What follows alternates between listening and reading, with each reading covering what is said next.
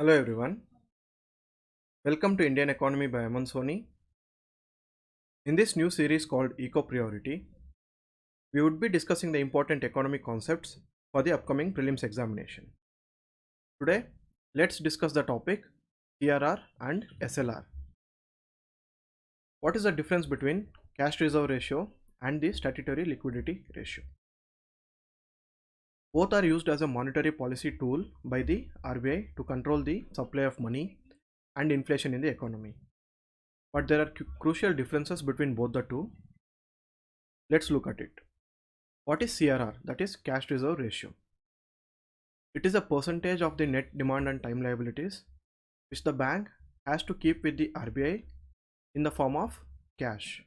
Here, as the name suggests, cash reserve ratio, it is a percentage out of the total net demand and liabilities which the bank has to keep with the RBI in the form of cash. So it is just cash. But here, when it comes to the statutory liquidity ratio, it is a percentage of the net demand and time liabilities, but in the form of liquid assets. So here it was only cash, and liquid assets also involves cash and other various liquid assets, which are gold, government securities, dated securities. Dated securities are long-term loans issued by the central and state governments. Generally, the state governments also issue dated securities, which are for a period of say 5 to 30 years. These are long-term loans, and the name dated security because on the bond the date of the maturity is clearly mentioned on the bond that it would be matured at a particular date after so many years. That is why the name dated security, because the date of maturity is mentioned on the bond. And treasury bills are short-term government securities issued by the RBI on the behalf of the government.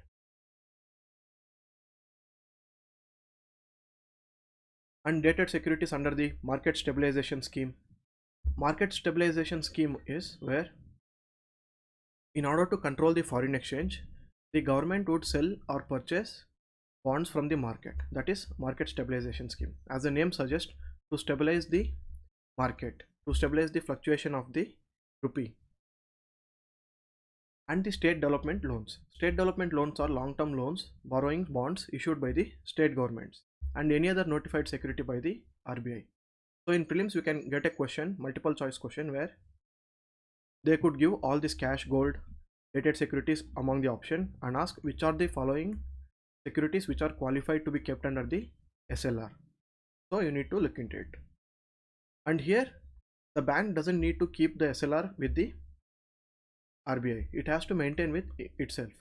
So here it would keep the cash with itself, keep the gold with itself, and it would invest it into all these eligible securities. Another crucial difference is the CRR is mandated under the RBI Act, whereas the SLR is under the Banking Regulation Act, Section 24(2)(a). Here we can remember that it is statutory. Statutory means under a particular act. So you can remember under the separate Banking Regulation Act, the SLR is given.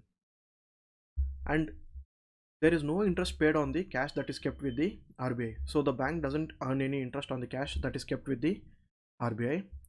Whereas for the securities that the bank has invested into all this, it earns interest from the securities. So here the bank can earn interest on the government securities that it has invested into, because it is a form of investment for the bank. Cash is the most liquid asset, and through controlling the cash reserve ratio, the Reserve Bank tries to control the liquidity in the economy. And SLR, through SLR also the liquidity is controlled, because only after you keep the portion of SLR you can give the loan to people. The bank can give the loan to people. So if RBI increases the SLR rate, the amount of provision that has to be kept in the form of SLR will increase. So the amount available to you as a loan, that will reduce. So SLR is also used to control the liquidity, and also SLR is a safety against the bank run. Bank run is a situation where most of the depositors of the bank go to the bank to withdraw their deposits. So if the bank doesn't have a required deposits at the time, it would be an issue for the bank and it would cause the bank to closure. So that is why this is a safety net against the depositors before offering credit.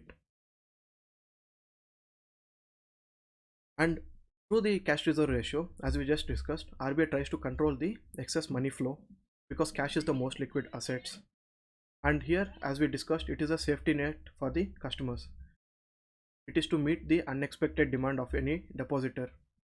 So if too many customers go to the bank for withdrawing deposit, after cash, the other liquid assets are the treasury bills, the dated securities, and the state development loans. The banks can quickly sell them in the secondary market and get money and pay them to the depositors. Whereas the fixed assets are very illiquid. For example, to sell a land, it will take so much time. To sell a building, it will take so many months to find a proper buyer.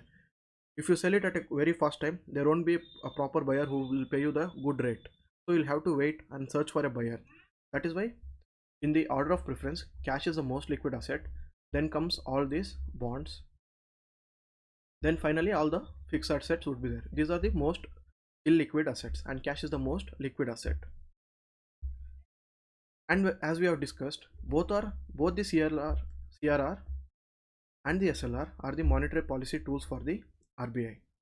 It uses CRR and SLR to control the credit growth, flow of liquidity in the economy, and with controlling the money supply, it will control the inflation. Let's take an example. What if there is a high inflation in the economy? At that particular point of time, the RBI wants to reduce the money supply because there is too much money in the economy. So what would the RBI do? In order to reduce the money supply, it would increase the ratios. It would increase the cash reserve ratio and the statutory liquidity ratio. So if the amount of ratio is increased, the amount available to give as loan, that will come down, because out of 100 rupees which the bank has, the CRR and SLR say it has increased from 20 combined to 25. So the amount available for the loans will reduce by that extra 5 rupees. So the bank can now give less 5 rupees. Through that, the money supply in the economy will reduce and finally the inflation could be controlled. That's why both these are tools for the central bank for controlling the monetary policy. That's about this topic. Thank you so much.